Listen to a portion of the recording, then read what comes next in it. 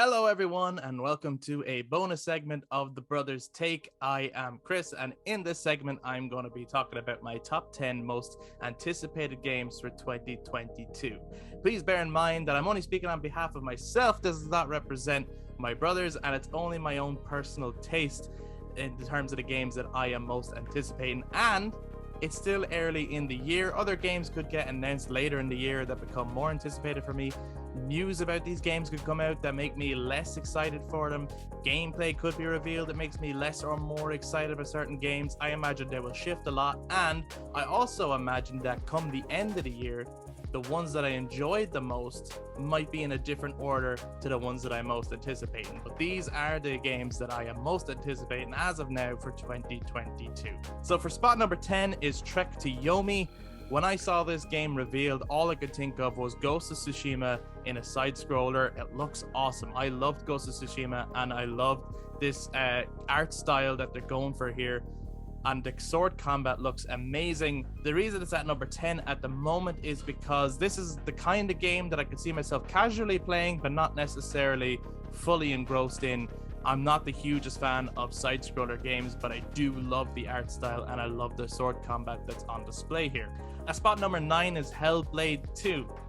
This shocked me with the visuals. It looks stunning, and when they revealed it again at the Game Awards, I couldn't believe that was all in-game footage. I was blown away by it. The reason is that spot number 9 at the moment is because I haven't actually played Hellblade 1, so I don't know what to expect, and I am looking forward to playing Hellblade 1 now that I have an Xbox Series X and it is available on Game Pass. So I will be playing it, and maybe after playing it, Hellblade 2 will jump up a bit, but based on the visuals alone and the Nordic setting and the dark tone, this game had to go onto my list. At spot number 8 is Hogwarts Legacy.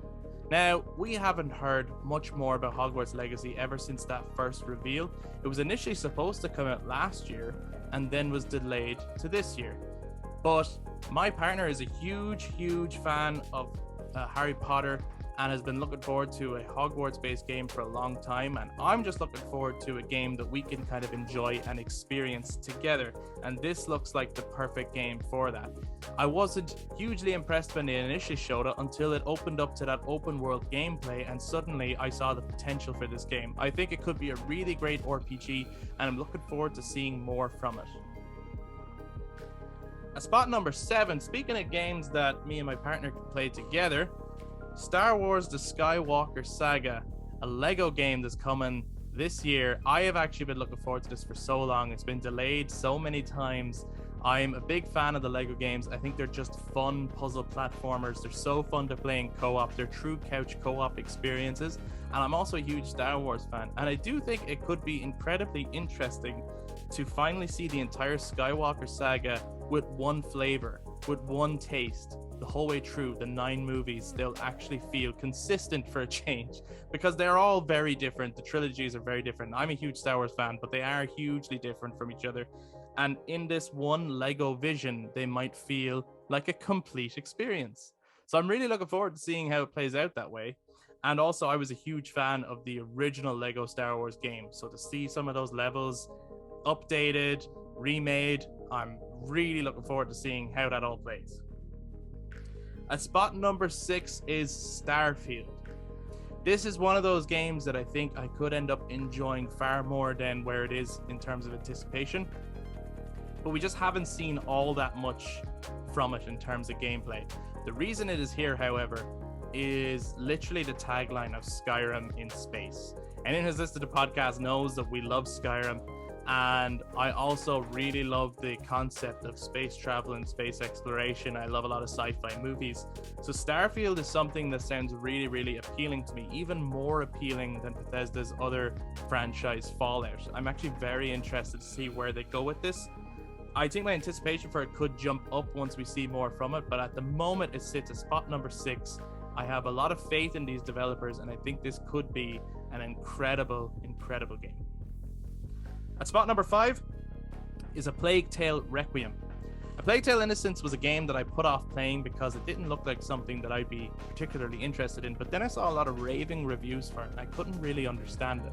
And then I played it for myself, and it quickly became my favorite game of 2019. It is a dark, grim, harrowing tale.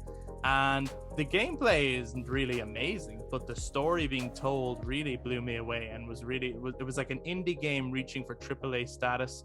And I just think it was an incredible experience. So now to see a sequel, I'm really excited to see what they can build on. I think the graphics look amazing, and I think it's going to be very interesting to see where these characters go next in this grim tale. At spot number 4 is Horizon 2 Forbidden West. I was a huge fan of the original Horizon game, and I think it was a game that took everyone by storm because it was much bigger and much bolder and much more character driven than any of the advertising showed for it.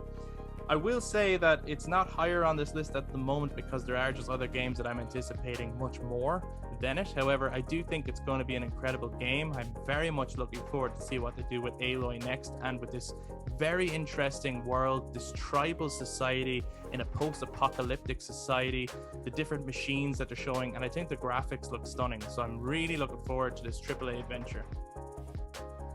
At spot number 3 is one that's probably not on a lot of people's radar, and that is Final Fantasy VII Ever Crisis, another remake of Final Fantasy VII. Anyone who doesn't know me, Final Fantasy VII is my favorite game of all time, and I literally got the backbone just so that I could play this game in anticipation for when it comes out. We don't know when it's coming out yet, but it's said to come out sometime this year, and I love the art style. I'm so stoked for this game. I'm so stoked to see all of the original game remade in this style, but also the fact that it's going to include the entire compilation. I'm so excited to see what does that mean, including Advent Children. Like, is the movie going to be playable but in this art style? I can't imagine it's all releasing at once. I'm sure it'll be episodic, but whatever it's going to be, I am here for it. I love this franchise and I cannot wait to play this game.